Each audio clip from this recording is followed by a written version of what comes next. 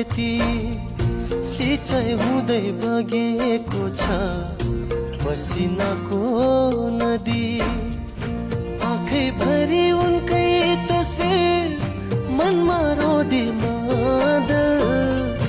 आँखैभरि उनकै तस्बिर मनमा रोदी मादल। बाहिर पोल्ने चर्को घाम छ भित्र कालो बादल। बिछोडको करौँतीले काट्नु मन काट्यो। जाँदा जाँदै मूल बाटोको दुईटा बाटो फाट्यो।